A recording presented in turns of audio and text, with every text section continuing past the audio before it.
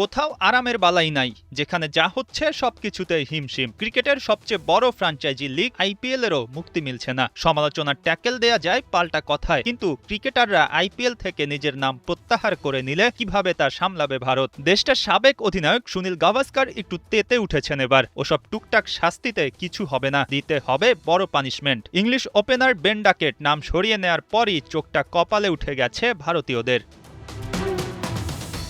ডাকেটের খেলার কথা ছিল দিল্লি ক্যাপিটালসে। 2 কোটি রুপি খরচ করে তাকে দলে নিয়েছিল ফ্র্যাঞ্চাইজিটি। আইপিএল শুরুর সময়টা একেবারে ঘনিয়ে আসতেই ডাকেটের এমন সিদ্ধান্ত। কিছুটা বিপদে তো পড়েছিলই দিল্লি। শেষ সময়ে নাম সরিয়ে নেয়ার নিয়ম অনুযায়ী আগামী 2 আইপিএলে অংশ নিতে পারবেন না ডাকেট। গাভাস্কার বলছেন এসবে কিছুই হবে না, এমন কিছু করতে হবে যেটার ইম্প্যাক্ট থেকে যাবে ওই খেলোয়াড়ের উপর। যতক্ষণ আইপিএলে তার আবার ফেরার সম্ভাবনা আছে ততক্ষণ ওসব সিদ্ধান্ত কোনো কাজে দেবে না। সুনীল গাভাস্কারের ভাষা বুঝতে কষ্ট হয় না, তিনি নিশ্চিতভাবেই চান বড় কোনো শাস্তি হোক এসব ঘটনায়।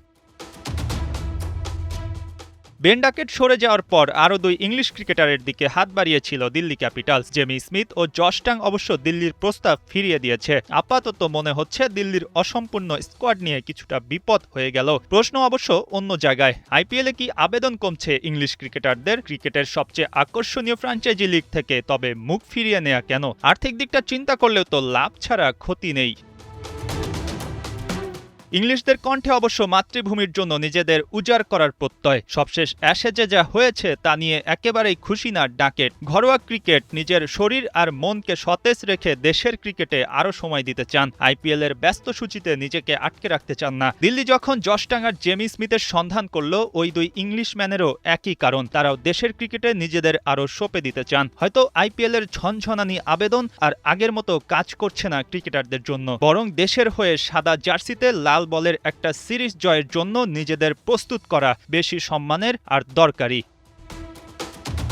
মঈন হাসান, ৭১।